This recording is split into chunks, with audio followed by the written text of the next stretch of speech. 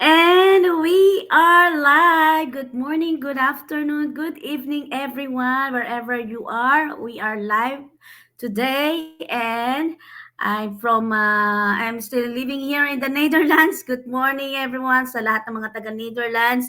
And we have a guest today, and she is Maricel from Australia. Hello, Maricel. Hello. Good afternoon, good morning, good evening, everyone. My name is Maricel. So I am from Brisbane, Australia, uh, Yeah. and a And how business are owner you? from Brisbane, Australia. And how are you, Maricel? I'm good today. Actually, it's my first time to go on Wow, interview like this. congratulations. So, lahat ng Yeah. first time ang nakakakaba at normal Oo 'yan. nga. Oo nga, So, first time how's the din. weather now in Australia? Sorry, what is it again? How's the weather now in Australia? Oh, it's actually it's the second today is 3rd of June, right? It's the third day of winter. So kawi-winter lang Okay. actually, pero malamig na. That's why I'm on my knitwear. So Okay. Para dito kami sa baliktad tayo Brisbane. ngayon 'no? Kasi Nasa dito Brisbane kami. Although magsa-summer. hindi masyadong walang snow katulad sa ibang part ng Australia, pero Mm. malamig pa rin. Alam mo naman, galing tayo True. sa Philippines and we're not really used to that coldness. Yeah, totoo 'no? Kaya And konting lamig lang, kailangan ko lang yeah. magkumot or whatsoever and Yeah. And and to warm dito up. kasi magsa-summer, tapos diyan magwi-winter. So, Oo, magkaiba pala kaya 'pag tayong December, conception. summer naman namin tapos sa inyo yun yung winter. Kaya summer ang Christmas namin and then July which is That's yun yung peak good. actually ng winter namin dito. How we wish na dito sa Europe, summer ang Christmas. Kasi, everybody wants to go out, everybody wants to eat outside, but we can't because it's really cold. Likewise, in Yeah. contrast naman, we from the south side, all how we wish to have like a white Christmas, 'di ba? White Christmas naman yung Ganun talaga, no? oo. Kasi Minsan, dito during Christmas, everyone is in the beach dahil nga summer. So, full pack ang yeah. beaches ng Australia for Christmas season and even sa New Year's Day actually. Nandun lahat sa beaches yung mga tao. Oh, that's really good. I got jealous, no? Kasi dito talaga sobrang lamig. Minsan, ang kapangitan pa kapagkat na malamig na, may kasamang ulan. So, really wet and Hmm. mess up. Yeah. But I'm really exciting today to talk to you, to interview you, and I prepare some of question para sa'yo. I know a lot of mother are watching right now, can relate your situation before, at the moment, as a business owner slash a mom. Yes. Now, I'll give you the stage. Please introduce yourself, especially sa ating viewers na first time na nakita ang isang Maricel Padua. Okay. So, ako si Maricel Padua. I used to work in the IT industry. So, ang forte ko or ang major ko is actually on system administration. Um, more on software systems. So, I'm actually more on the support, development of software systems like the business applications like yung mga accounting software, yung mga payroll software, yung mga ganon. So, I've spent like the 14 years doing such things, the development and at the same time support and sales as well of those type of systems. So it's been a 14 years career and then recently I tried to napag-isip-isip ko na kailangan ko ng i-leave yung career ko dahil I have actually a 2-year-old son, and my son actually has a medical condition since birth. And although I am working from home, and I was so grateful naman sa employer ko because since actually COVID, since my work is in IT, I could remote things and so on, 'di ba? Kasi remote na lahat ngayon. Until I gave birth and until recently, I'm actually working from home. Kaya lang ang hirap kasi dahil gina-juggle ko yung pagiging mom and at the same time working from home. Dahil hindi ko din naman maiwan siya sa childcare. Kahit gusto kong ilagay yung anak ko sa childcare, mahirap din naman dahil nga sa condition niya. Kaya recently, I decided to leave my job, to quit from my job and focus on the care of my son. Dahil at that time as well, which was just January, I'm looking forward to the last surgery of my son. So, sabi kasi nila, after that last surgery, I really need to focus on him na after that surgery. And yeah, I really need na after that surgery as well of my son, talagang kailangan ko talaga na tutok na sa kanya after that. Dahil may mga like after, ano ba tawag dun, mga complications na pwede niyang makuha kung hindi siya matutukan sa pag-aalaga after that surgery. Kaya good din naman yung decision ko na yun. Although na-live ko yung 14-year career ko na comfort zone ko na actually. But I'm happy because, you know, nakikita ko na ng full time at nakafocus na sa kanya. Yeah, speaking, you are IT also back home in the Philippines, right? Since nasa Yes, Pilipinas ka.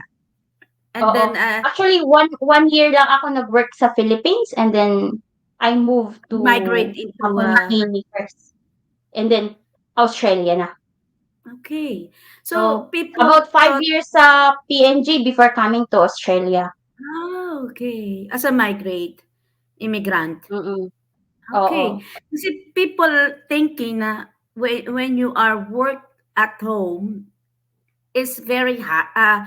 What I mean is, wow, you are working at home, so ang laking tulong kasi you are still Oo. watching after your child, but still it's complicated kasi you need to Oh, it's really focus to your complicated. work, and then your kids is playing around, but still yung fully attention, especially to your daughter, to your son is, Fun.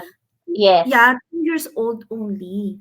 And you really Mm. need to pay attention on that age. Kasi Mm. ako, I can relate kasi yung anak ko, babae, is 2 years old. And ngayon, yung Mm. stage nila na sobrang kulit and she Oo nga. really wants to explore everywhere.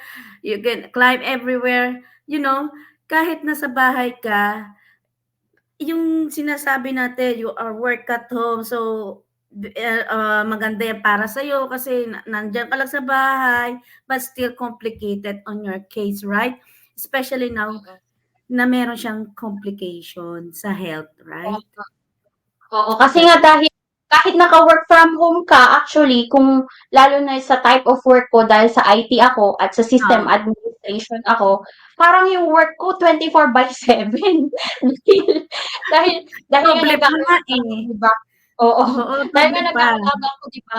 Mini-make up ko yung time sa gabi, tapos in such a way na very stressed na ako sa umaga, and so on. Hmm, Tapos, lalo na lumalaki na siya, naglalakad na siya. Sabi mo nga, 2 years old, makulit na siya. Hindi sobra. katulad nung mga 1 year One. old, hindi pa siya Nandiyan lang naglalakad. eh. You could just leave him on the cot or Yeah, on the true. and yeah, but here you really have to No. go after him.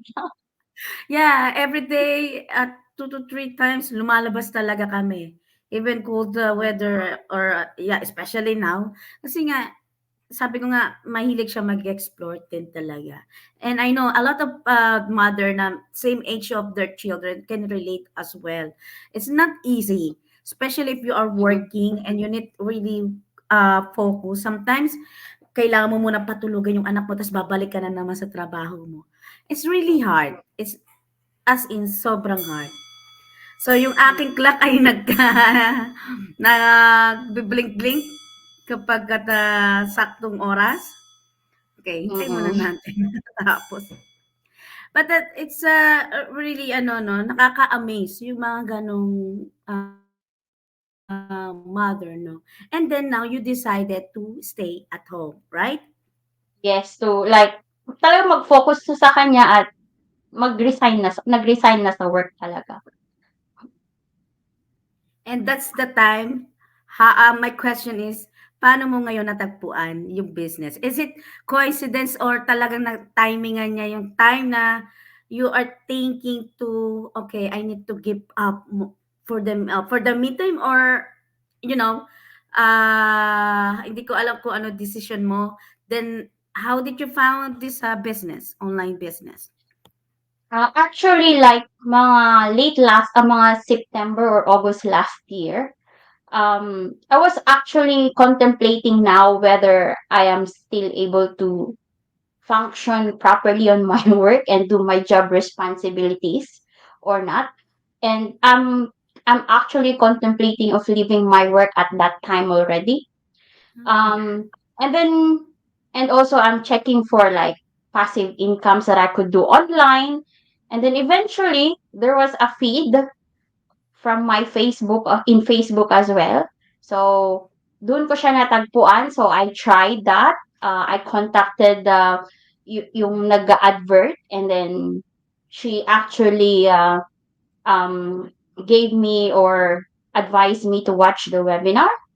So, Yep. and then everything is history after that. So, I decided na, oh, maybe I could do this and while working at home as well, because it doesn't allow you to actually use your 8 hours in a day to do this. You could just do it part time. So, I tried to like, I joined, and yun, sabi ko, I'll try this because kaya nila, bakit hindi ko kakayanin? Kaya yun yung naging Exactly. mindset ko.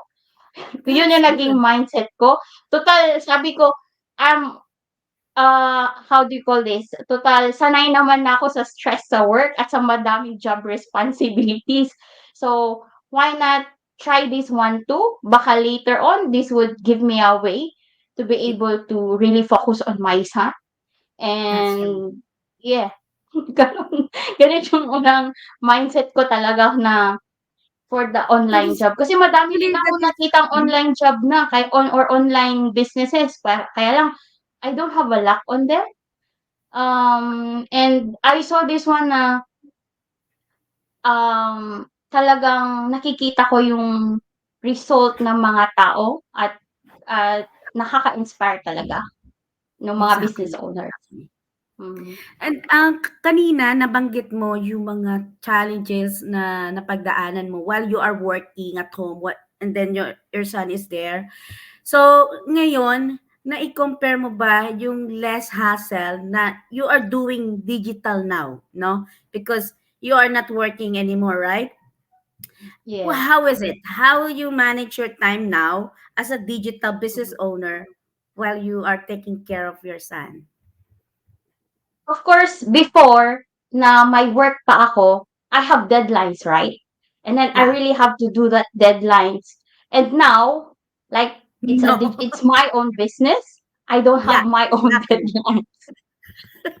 No quota. Yun yung pinaka ano, yun yung talagang nag-uplift sa akin at nag-lessen ng stress sa akin dahil, Exact. oh, maganda pala 'tong business na 'to dahil hawak ko ang oras ko. I Mhm. can control yung gusto kong gawin at walang nagdidikta sa akin ng, "Eto kailangan mong matapos today," et cetera, et cetera. Yeah, true. Totoo Kasi yan. noon, kahit kahit nasa ospital yung anak ko dahil nga working Hmm, from home ako, and at the same time my job is system administrator. Kung system administrator kasi parang 24/7 on call ka dahil kung magloko yung system, ako yung parang first person na sinasabihan exactly. nila, "Oh, may problema yung ganito, may problema yung ganito." So, kahit nandun ako actually during the time na may operasyon yung anak ko, wini-wait ko siya from the theater na matapos yung operasyon niya, nagwo-work pa rin ako, and ay, ang hirap nung gano'n. Ang hirap talaga nung gano'n, pero this time around, actually na-ospital siya recently. So, ang kaibahan hindi na ako nagwo-work at the same time kahit nandun kami sa ospital. At talagang akin talaga yung oras at napakagaan sa loob ko talaga. Good job. So, ang laki Hmm, ng difference, right? Kasi oo. first, you are working with somebody, 'di ba? Mhm. And Oo. sometimes it's very stressful mentally, physically, nakaka-drain talaga siya. Tapos pag-uwi mo pa ng bahay, kailangan mo kailangan mo namang gumanap as a nanay, as a partner, Mm, right? But this mm, time, totoo yung sinabi mo, hawak mo ngayon yung oras mo. You control your own time. mm, Kasi while with your kasi sabi ko nga sa mga business partner ko, while you are doing this business, you also involve your family, right? mm, Anywhere, anytime, you can run your business in the background. And that is mm. really good idea, especially sa mga parents na kagaya natin, Oo right? nga. Good job. I really amazed sa paano ang hirap no to yung nag-transform kumbaga from being IT very busy work, a lot of stress Mm, from your boss, from sometimes your colleague, but you found something na alam mo yun, magkakaroon ka talaga, mafe-feel mo talaga yung freedom mo as an oo individual. nga. That's what I feel as Hmm, well. dahil kasi kahit IT, kahit sabihin mong you're just sitting down inside of a computer, pero hindi, yung utak mo kasi yung gumagana at Gumagana. mas stressful actually yun kaysa yung physical job Oo, para sa akin. totoo. Dahil Isa mas draining siya kaysa kasi yung nung physical ka nag-work. yeah, kasi nung college kami, pinapipili kami anong kursong gusto namin. Yung mga kaibigan ko gusto mag-IT. Sabi ko, ayoko mag-IT para ang dami mo kailangan kabisaduhin sa computer. There's a lot of field, right, of IT. So, since napunta ka sa marketing, medyo malawak din talaga siya, no? At But medyo you have to keep up every time if you are actually in IT because technology changes so fast and you really need yeah, to keep up. totoo. And yun pa, yung gusto mo magbakasyon, but still, when you're in vacation, you still need to work kahit nasa bakasyon Oo ka. nga. Yun pa. Weekend, kasi may kailangan kang isend, may due date, o kailangan, ito yung deadline. Yun ang ano talaga, isa pa yun sa nakaka-stress sa atin, no, sa trabaho. Mm, Kasi iba't iba naman yung trabaho yun sa'yo, mostly mentally. At mas mm. nakakapagod po yun. Unlike kapag physical, okay, Oo. pahinga ka lang ng ilang oras, itulog mo lang, may lakas ka na ulit. Pero ito parang, eto na naman tayo, pagbukas mo ng laptop, eto na naman. Oo. So, I can There was really a imagine. time, there was even a time before, puyat ako kay Matthew dahil nga, alam mo naman, baby pa siya that time. Napuyat ako sa bata. So, hindi pa ako nakagising ng 8 o'clock ng umaga. And then I was called in Messenger dahil yung system hindi gumagana. Ang hirap Nasa nung firma. gano'n. Tapos actually that is Saturday. Wala dapat work at that time. Pero I have to do it because I am on that field. Kaya Yeah, yung exactly. kapag IT ka, sabi nga nila katulad ng post ko last time, if you go on a public holiday like the long weekend, you really have to pray that everything is fine. Kasi masisira talaga yung holiday mo. Kung yung True, tapos network kailangan mo pang nag-down, kung mag-report. yung system nag-down, gano'n. Tapos kailangan mo pang mag-report, Gano'n 'no, time talaga. to time. Mm, 'Yun ang mm, pinaka, mahirap din talaga 'no, kapag nagtatrabaho ka tapos pamilyadong tao mm, ka. You really, mm, really need to manage your time, 'di ba? mm. And congratulations because graduate ka na doon dahil you are Oo now nga. in digital business and you are doing really good, Maricel. And I saw a lot of your posts is really, really amazing, no? Especially now na narinig ko yung story mo. And hindi man kami IT, but I feel you as a mother is not Oo. easy. Oo sis, hindi talaga Hindi easy. talaga. Yung magluluto ka, may mamang tatawag, magsi-CR ka na lang, Mm, gusto pa sumama. So, ang hirap-hirap nun, hindi yun madali. So, I really oo. salute sa lahat ng mga mother out there. So, to our last question, no, how now you are digital business owner and I know sooner magkakaroon ka na ng business partner and kung bibigyan kita ng pagkakataon ngayon, how you gonna motivate them to, to try this kind of field How will as I a mother motivate and as also a as a mother? digital business owner? Okay. Of course, you will have to think of your whys. Kung ano ba yung you have to focus, ano ba yung gusto mong mangyari sa buhay mo.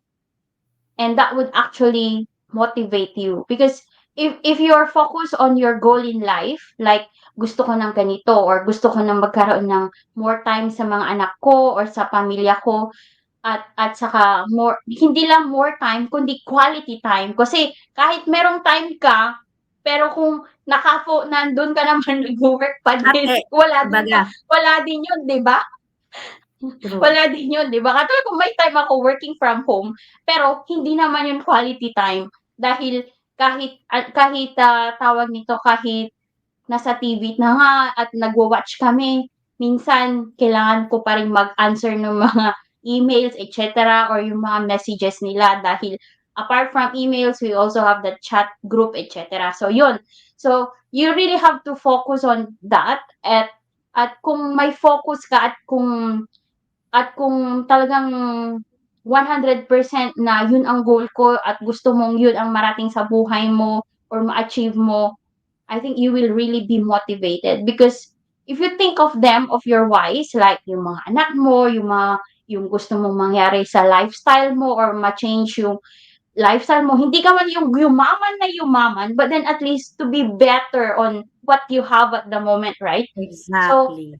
I think Exactly. that would really make you motivated. Like what I said on my post as well, to keep you motivated, just think of your whys. Yung mga True, causes exactly. ng bakit mo ginagawa yon, True, exactly. di ba? Actually, yung speaking of our wise, it looks like our direction na eh, 'di ba? It's Mm, our compass to mm, direct us to our goal talaga. Kasi mm, totoo yung sinasabi mo na kung mangangarap ka lang ng halimbawa gusto mong magkaroon ng sasakyan, magkaroon ng bahay, but ang goal natin is yung sinasabi mong quality, totoo yan. That's why we call it quality. Not just to stay at home, but totally look after the kids, taking care at mm. ibigay talaga yung sapat na oras. Yun kasi yung madalas na wala tayo and hindi natin pwede Oo, i-normalize, no? Sa mga parents, no? mm, I-normalize na dahil wala tayong oras sa pamilya dahil nagtatrabaho tayo, lagi ko sinasabi, minsan lang silang maging bata. mm. Minsan lang. Ang bilis ng panahon, Maricel. Ngayon, 2 years Oo nga, old, eh. di mo mamamalayan. You know, 10 years old na, Mm, 15 years old na magkakaroon ng sariling desisyon. Minsan lang sila maging bata. And we really need to enjoy this mm, milestone with them. To mm. witness. Totoo. Ang saya Oo, kaya nun, na you are the mm, one who witnessed the first walk, you are the one who witnessed their first words. Ang sarap na bilang nanay, 'di ba? Because oo you nga, are dahil yan kasi yung hindi ko naranasan sa first born ko, sa daughter ko, dahil nga nag-focus ako sa career ko at that time. So parati siyang nung nasa Philippines, parati siyang nasa in-laws at hindi ko na talaga nakikita yung mga milestone niya. Tapos although magkakasama kami sa PNG, sa Papua New Guinea before at dito sa Australia habang lumalaki siya, wala, nasa office siya pagdating sa school, sa office pa rin siya na ka-work ko. Dahil nga focus kami lahat sa work. So ang tama, hirap, hindi mo maano yung actual na sobra. milestone talaga nila. Sobra. Talagang, andoon din talaga pero but still 'no, Marcel, you're really good decision. That is amazing. 'No, hindi lahat kaya magdesisyon to give up their career and okay, dahil sabi mo nga napamahal ka na sa career mo, eh, for how many years? Naging part siya ng life mo, tama? So Naging mga part 14 siya years. yeah, for 14 14 years, years. bale 15 years with the experience in Philippines as well. So parang Exactly, 15 'di years. ba? Sobrang Mm. eto na yung naging buhay mo, trabaho, bahay, and then all of a sudden Routine. kailangan mo to give up. And then what is Mm. the blessing in disguise? Nakita mo yung business. And now you are Mm. happy doing your business while looking after your child in the background, right? Yeah, That nakita is ko yung difference din ng pag exactly. ng kagaanan ng, you know. Trabaho, sobra. Oo nga. So, Maricel, so sa mga parents na mapapanood ang ating video, no, can you please, how they will attach you and how they will start this business, can you please lead them to your website where they can also register? It's your time to Um, invite them as well. oh, my name is Maricel again, so you could join me on our business. My website is just register your name and email on for the webinar to find out more and to learn more information about our digital business and how can you be able to change uh, your current situation now using this business. So my website is www.maricelpadua.com. So with my name, just put .com on it, and that's my website. Congratulations, Maricel. And we are legitimate and taxable business, so you don't need to worry. Everything is legal. So as long as you are legal as well, wherever you are, you can run this business at the same address. No. So thank you for today, Maricel. I'm really amazing and amazed with you, and I'm really I've learned a lot from you actually, and I hope our viewers also. And thank you so much sa lahat na makakapanood ng ating live. I hope you inspired, guys. I hope now you will thinking about your situation, and for us this is the best solution. So thank you so Yes. much, guys, and this is the end Thank you of so our much. live, and hoping to see you soon again for our next live. See you. Bye bye. Bye bye.